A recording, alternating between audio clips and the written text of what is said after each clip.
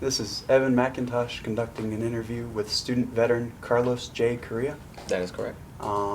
It is the 18th of October, 2017, and we are in the Ruth Patrick Science Education Center's studio. Starting the interview, where and when were you born? I was born in February 25th, 1991. I was born in Brooklyn, New York, Williamsburg. I was there for 12 years and then moved on to other places. Right. And that was good what I was about to ask, which is where did you grow up?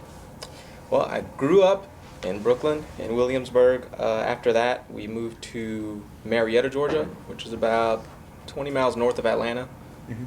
And then we moved here to Aiken, South Carolina. It seems like I'm downgrading every time. After this, I'll end up in Wisconsin or something. And how was life at home? So you moved a lot? Moved a lot. Yes, I did move a lot. It's different every place I've been. Obviously, New York is a busier city. It was a lot more traveling by foot, a lot more walking around with using the bus or the train. Then it was a big surprise when we moved down here to the south, where we use cars for everything. There isn't really a good public transit system here. So it's been different, and it's had a different impact on my life. And moving around a lot means you've been to a lot of different schools. How is socializing or getting used to different places? Is it any different? It was actually really good for my benefit because in New York, I guess they're a little more ahead. When I moved to Georgia, the classes I was taking I felt like I'd already reviewed the information in that class. Yeah. So everyone was like, wow, this kid's a genius. And I said, no, this is my second time doing it. So Right. same with South Carolina from Georgia. I moved here and was able to be an early dismissal senior student in high school. That's awesome. And in Georgia, I wouldn't have had that luxury. So. So, speaking around high school, what was an average day like before you enlisted? Just an average day, well, throughout high school I was in NJROTC, which is the Navy ROTC. So that was fun because on Tuesdays and Thursdays we had to wear our uniform to school in all our classes. So that was an attention grabber right there. And then other than that, an average day would be, the same as any other.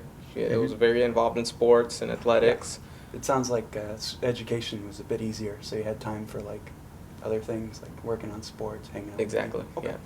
Yeah. That gives us a good head start on the next question. What got you interested in enlisting? Was it the ROTC or? It was a little ROTC, but ever since I was young, I knew I wanted to join some kind of military. I thought it would be Navy because the idea of being on a warship and traveling all over the world was kind of exciting to me, and I liked the color navy blue, so I thought that would be good. But I ended up being the Army after all. But what kind of got me into it was the whole, being part of bigger, something than what I am, being a part of a big team, kind of like the sports was. So in a way, you can say that Fits sport right in, mindset. yeah. So how did people react to the decision? Sounds like they're fairly prepared. They knew that you were planning on it. Everyone except my mother. She had a hard time. I know my mom. She asked me to really consider it, and I think if it was in recent times right now, she would have definitely not had me sign up. But being that I was 18 at the time that I signed up, I was able to do so even without my parents' consent. But eventually my mom came through with all the benefits that I showed her my career would impose. I think that's good. I would like to say, so everybody was fairly comfortable, even though you were going into the Army, which does have more of a history with going into conflicts more recently. Right. Everyone was comfortable. But since it's been peaceful enough. Luckily, I haven't been deployed to a hazard or high risk area, but so things panned out. But it can always come to that. Right. It's not. Okay. So question. The last question for this bit would be: do you remember how you felt on the day you left for basic? I actually went to basic with a big head, thinking that it was going to be a breeze because I was so athletic, and I felt like the physical, at least, aspect of it, I would accomplish fairly well. But I was in for a rough surprise halfway through there when I was suffering, and I actually. So you were excited, and I was excited and anxious. I was like, I'm ready to prove myself. And was it everything you expected? It sounds like you got a surprise out of it. I did get a surprise out of it because they do. They test you more than just your physical. They test your mental, and being away from home for so long under those kind of circumstances. I think everyone goes through at least a small point when they're like, can I really do this? Am I really going to go through with this? This is a bit crazy, but breaking that is part of why. Right. So that makes sense. And how did you adjust to it? So Well, Sounds like you had a fair hard time. the letters helped. Okay. I had a girlfriend at the time, and I wrote to her, and she always responded with a lengthy letter, and I look forward to those letters. So the contact with the family Like and care packages and stuff. care like that. packages Yeah. and all that made the big difference. In So whether- once you got out of basic, how did you handle being in the military? Did it feel normal or? It did. They What you said used the to? hardest part of it all was basic. But if you get through basic, then the military will be a breeze. Okay. You've already been through the worst, strenuous part, the stressful part.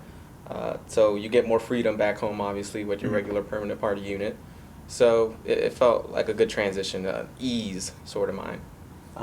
We've already been through a lot of this in the pre-interview, but I'd like to confirm some stuff and just ask some questions. You were enlisted, I was enlisted. and you went for a signal intelligence specialty. You Correct. ended up in the 513th Military Intelligence Brigade, Yes. and you served in reserve for 335th Signal Command, Yes. and that is in the 359th Theater Tactical Signal Brigade. Correct. Okay.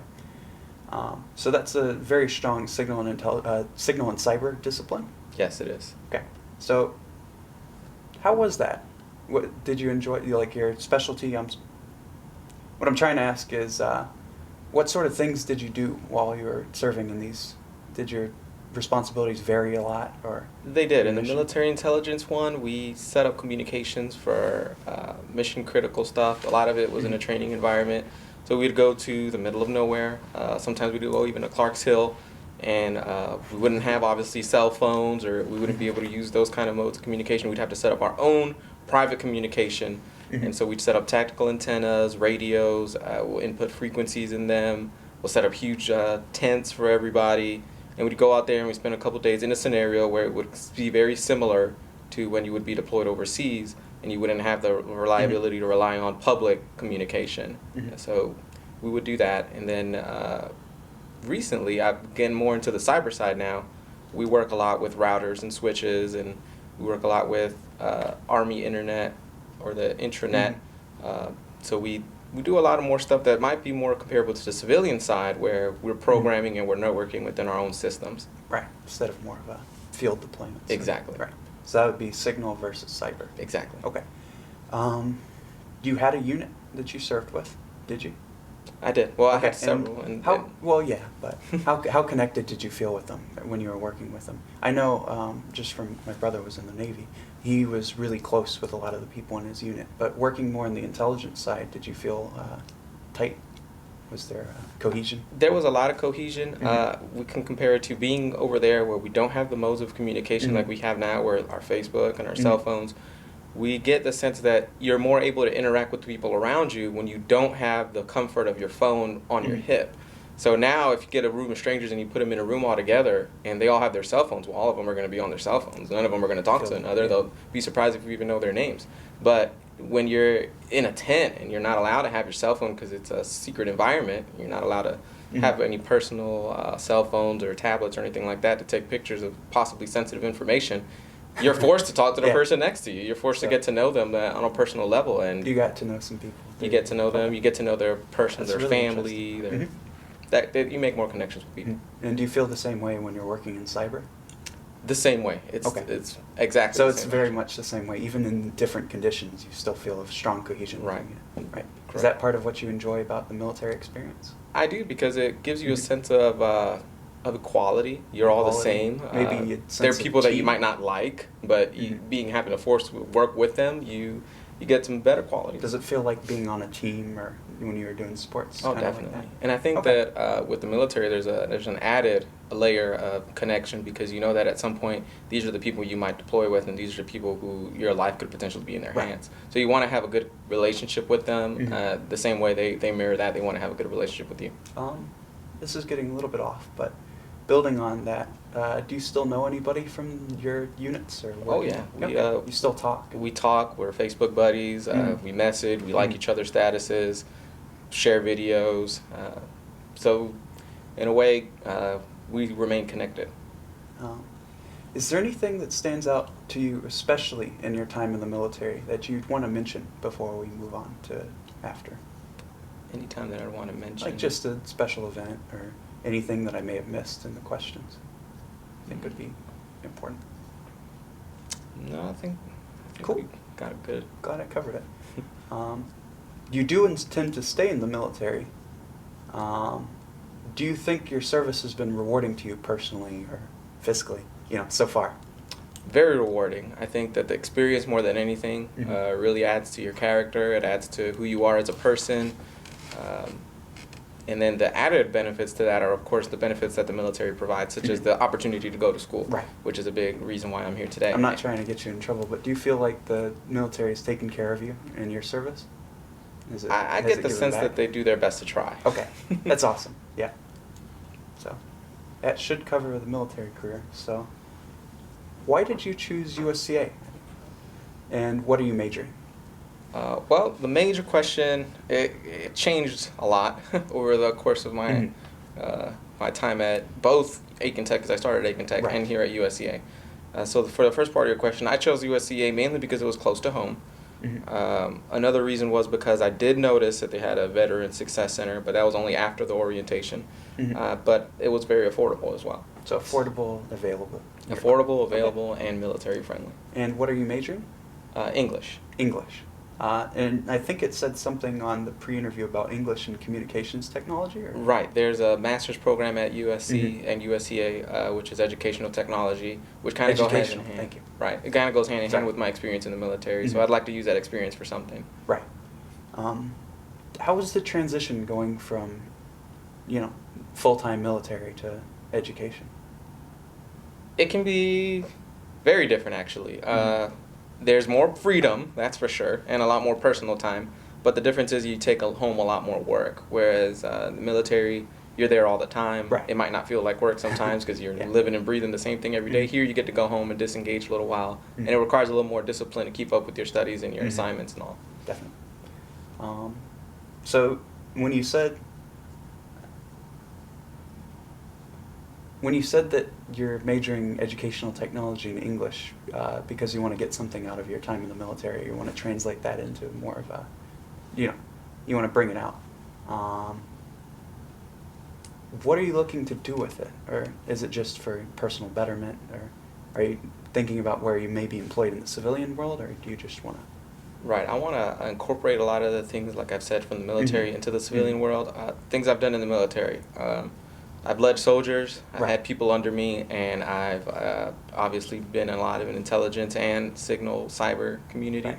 So with those two experiences, I can incorporate that to having people under me in a classroom. Right. And I can incorporate that into knowing and teaching about educational technology, or technology in general, technology classes. So those are two ways in where the military has helped me form that I can use in the civilian world in the future. Or if I plan to stay in the military, as working as a civilian in the military, there's opportunities to teach soldiers and civilians in the Department of Defense. That specificity, wouldn't you be an officer, or would you be looking at civilian employment?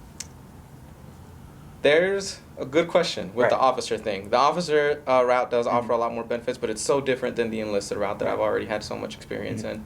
So enlisted, you kind of have more hands-on, and you have more control over your people. And officers, you're just planning for what those people who have hands-on do. And so in a way, I'm looking more towards civilian for future reference, but I'm not taking officer off the table. That'd be more experience I can add to the experience I already have. I'll ask more about that a little bit later. Sure. So how does it feel being in school again after years in service and after completing basic and sort of being out in the real world? So with my job especially, with cyber and technology in general, man, the learning never stops. Technology is growing such at a rapid pace. So it there are never courses feels like you you left. have to keep up with too. Probably not at the extent of having an assignment due every day or every other week, but there are certifications you have to keep up to date. So there's certifications you have to recertify within a year or within 3 years. And there's courses online that you need to take in order to be proficient in your job. So the transition from military to college is different, but not different in the sense of workload that you have to keep up with. Yeah. Okay.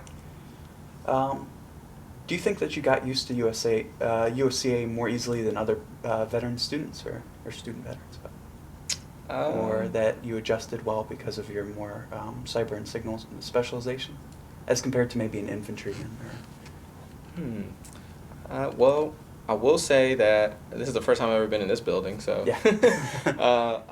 I'm still learning about USCA. This is my second year here, but I think I've adjusted well, but I don't know if I can say it's because of my MOS or my job in the military, or if it's because just the personality I have and the help that I've gotten from the Veterans Success Center. Okay, that was one thing I'd be curious about. Do you think the Veterans Success Center has been a great help, or? I think it's been phenomenal. Okay. I mean, it gives us all a place where we all know one another. So, like you're saying, an infantryman Right. can go there and sit with another infantryman, and hopefully Right. it's not too hard of a change for him because he has someone who can help him through it. They can relate. They can relate a lot better. So I think it's good to have a space to meet and relate. People who See who have yeah. been through similar experiences as yourself. Right. Shared experience. Okay. You did mention on the preliminary interview that you worked at the Bank of America. Correct. It's not a big deal, not a big job, or part-time maybe? Well, it's on the sheet. It's like between the part-time and full-time, especially Gotcha. this semester. I range anywhere from 30 to 40 hours. But you're doing that to support yourself. Correct. Okay. In addition to the military benefits. Yes. Okay. And do you think we could ignore that? Have you been able to afford college without major sacrifices, time or, personal sanity? Like working at Bank of America especially. Time is always an issue. I'm running back and forth all the time. Yeah. But the military has made it a lot easier as far as the cost of So you think tuition it's and books. doable? It's doable. Okay. Yeah. And do you think it would be as viable to go into it so late, after you've already been through the job cycle and all that? If you weren't in the military, like if you had gone straight to Bank of America or if you didn't have the benefits, would that be hard? Oh, yeah. Okay. Oh, yeah. So you definitely think the military has helped you along? Okay. Definitely. If you were to describe it in one word, how would you feel about college so far? One Your word, college huh? experience, or? That's a good one. Mhm. I wasn't prepared for that. One word. It's a showpiece. Let's see. We'll choose exhilarating. Exhilarating. Okay. So where do you plan on going from here? So, like I said, USC and USCA offers an educational technology program. I'm leaning more towards going to USC only because it's a bigger campus and there might be more opportunities after college, after that. Right. And then I'll be in a bigger city for more opportunities for a civilian job. And is the military in your future? I think I'm going to continue. Okay. To add to that, in September, this upcoming September will be when I make that decision whether I'm going to re-enlist or not. And I'm leaning more towards staying in. Yeah. Have any other people helped shape the path you've chosen or the destination you want to choose? Like who got you into signal intelligence, or was it, sort of a personal goal? It was a personal goal. Okay. No one I know has, prior to joining, had taken this career path before. Yeah. So it interested you? It piqued my interest because I see the way technology is growing, and I wanted a job or experience that would be relevant. So relevant. you had a very clear path even before you went into the military? Right. Okay. Has your time in the military reshaped your aspirations afterwards? As in, thinking back, has your time spent doing this MOS or changed where you thought you would be? Usually people set a goal for themselves in life, right? Correct. And that changes over time based on what they did. You had a very clear goal for you wanted to work in the signal and cyber discipline. Has your expectations changed at all over time, or aspirations, or anything like that? It kind of did. When I went in and started, I wanted to be fully focused on cyber signal. I wanted to be fully integrated into technology. As I spent several years in the military, I kind of veered off a little, and I said, well, I want to do something similar but a little different. I don't want to completely focus on that. And I've incorporated education into it. So in a way, it's changed the longer I've been in. I guess the full focus I wanted to add to being cyber signal. It does sound like you do well in the social environment, or you work well with your unit. So maybe being in the military has led you more towards a people-oriented thing, like education? Yeah, that's what I can definitely add. Awesome. Do you think your time in the military will be important to you even in the distant future? Will you look back on it fondly, or is it going to be something integral to your character? I think it has, and more than that, I want to add that the interaction I've had with the many different people that I've met in the military will definitely, these are lifelong friendships that I'm going to continue to have. The networking with people from all over the U.S., even from different countries, that definitely is something that I'm going to hold on to for the rest of my life.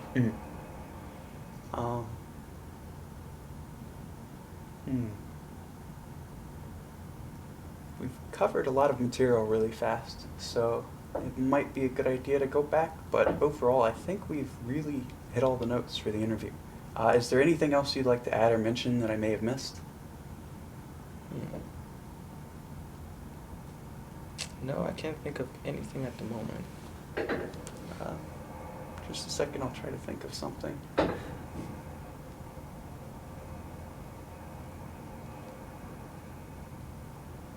think we're good. Thank you for your time, and thank you for your service. Anytime. Thank you for the opportunity. Appreciate it.